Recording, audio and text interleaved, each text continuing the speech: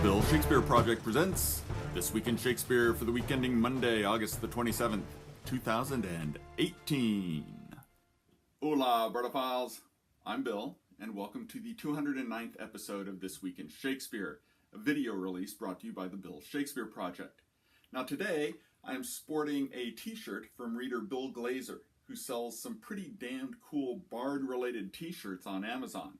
You can search Shakespearean quotes apparel on Amazon to find his stuff, or you can just check out the URLs in the description of this here video. Thanks, Bill, for the cool shirt. Now, if you have any Shakespeare-related tees that you would like me to wear on a future broadcast, leave a comment or send me an email at bill@thebillshakespeareproject.com, and I'll get you my address, and this could be yours. Well, not this t-shirt could be yours, but your t-shirt could be on this kind of overweight body. Anyway, enough about the future, back to the present and the past. My apologies for no video last week. I was busy moving my son Jack to San Jose State, go Spartans, finishing the first draft of my master's thesis, and rehearsing a new play. So my plate was a tad full. But not to worry, I've included last week's news stories in this week's video. And as you know, this is our weekly opportunity to let you know about the latest and greatest in Willie Shakespeare headlines, coming at you every Tuesday because Tuesday is News Day. The goal here is to hit you with a quick blast, no more than 10 minutes tops, except maybe not this week, of bard-related news. Plus, we'll try to serve up some historical dates for what were the past 7 days of the year. So, this week's news stories included: The Telegraph in the UK released the latest in their podcast series, Much Ado About Shakespeare. Episode 9 takes us behind the scenes of The Merry Wives of Windsor at the Royal Shakespeare Company. They also released Episode 10, which, in conjunction with the same production, asks the question, is Shakespeare funny? The Brooklyn Daily out of Williamsburg, Virginia, ran the story on the Shakespeare in the Theater Festival, which, as they put it, welcomes weird productions, which sounds kind of right up my alley. The Boston Globe ran a piece on the Francis Addleston Shakespeare Players, an amateur group of actors with an average age north of room temperature, who operate under the auspices of the Harvard Institute for Learning in retirement. The Courier-Herald in the Pacific Northwest ran a piece on the entertainment value of Shakespeare, particularly in his own time, wondering, in plague times, did sex jokes help make the bard popular? Well, they certainly couldn't hurt. NBC in San Diego, California ran a piece on the new production at the La Jolla Playhouse, a world premiere of Seize the King, a diverse and modern take on Richard III. Sounds fascinating. The New York Times covered the disruption of performances at the Oregon Shakespeare Festival due to the wildfires in the Pacific Northwest. The Washington Post ran an interesting piece on the dilemma for Shakespeare theaters, how to increase audiences without selling their souls. It's a good read, particularly for those of you who want to look at Shakespeare from the business side. Collider was one of many media outlets to cover the release of the trailer for the new Anthony Hopkins modern dress King Lear. It was done by the BBC, but Amazon has picked it up. It's set for a September 28th release, and I've got to admit, the trailer has me psyched.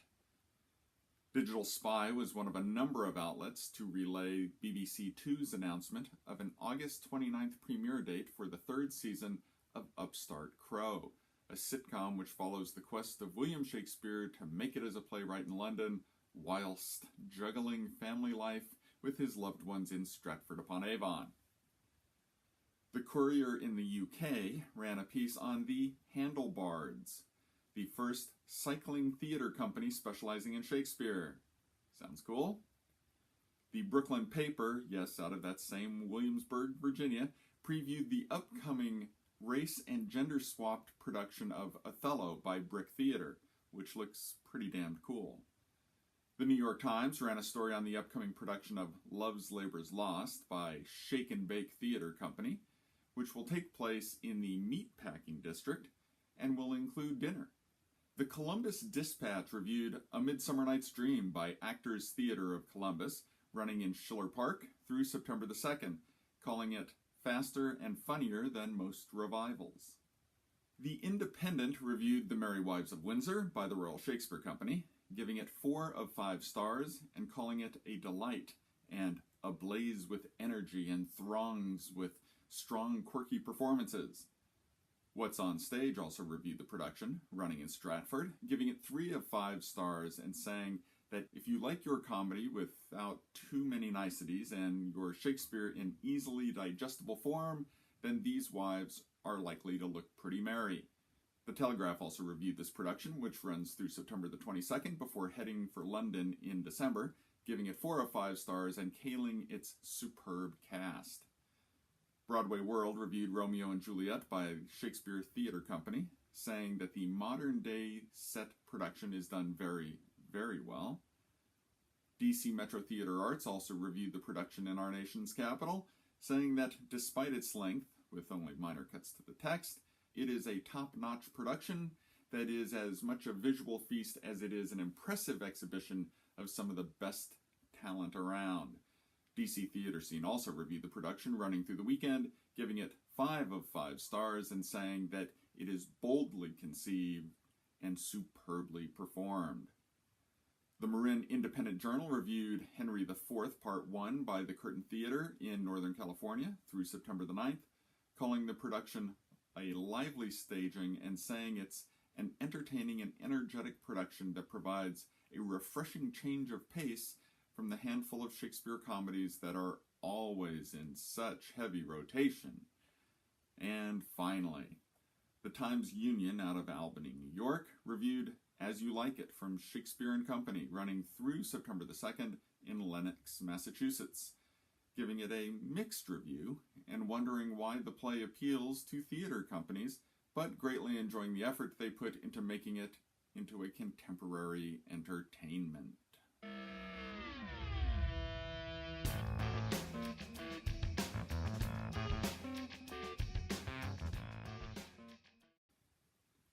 Now let's take a look back on the last 7 days and how they relate to Shakespearean history, both his and the history in his plays.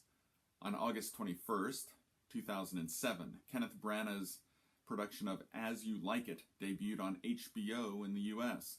His adaptation, set in Japan during the Shogunate period, played in theaters in other parts of the world but ran only on HBO, the film's producer, in the US. On August 22nd, 1485, the Battle of Bosworth Field took place. With the death of Richard III, this effectively ended the Wars of the Roses between the Lancastrian and Yorkist factions. The Lancastrian leader, Henry Tudor, became Henry VII and the first king in the Tudor dynasty. This is depicted at the end of Richard III. On August 23rd, 1305, William Wallace, leader in the wars for Scottish independence, died. Edward I didn't see him as a hero. Instead, after capture and trial, Wallace was hanged, drawn, and quartered, after being stripped naked and dragged through the streets. This is not a story from Shakespeare, but Mel Gibson, who did play Hamlet for Franco Zeffirelli, did direct a pretty kick-ass version of the Wallace tale in Braveheart. On August 24th, 1200, King John married Isabel of Angoulême, his second wife after his annulment to another Isabella, this one the Countess of Gloucester. This Isabella bore him the heir Henry III. On August 25th, 1930, Sean Connery was born. I know he's 007, but 2 years before he was Bond, he was a pretty kick-ass Henry Hotspur Percy in the BBC's An Age of Kings, a production covering the two tetralogies. On August 26th, 1966, Tom Stoppard's Rosencrantz and Guildenstern Are Dead opened at the Edinburgh Fringe Festival. This absurdist play takes place just off stage during the events of Hamlet and was turned into a pretty good film adaptation in 1990 with Tim Roth and Gary Oldman. On August 27th, 1978, actor Robert Shaw died. Though he was not known as a Shakespearean actor, he did play Claudius to Christopher Plummer's Hamlet in a BBC television movie, Hamlet at Elsinore, in 1964. Michael Caine played Horatio in this first adaptation of Hamlet to be filmed on location. And that was your Week in Shakespeare, brought to you by the Bill Shakespeare Project. Thanks again to Bill Glaser for this very cool t-shirt. check out the URLs in the description below. And if you've enjoyed this news review, tell a friend and hit the subscribe button to keep from missing these news, reviews, and history videos.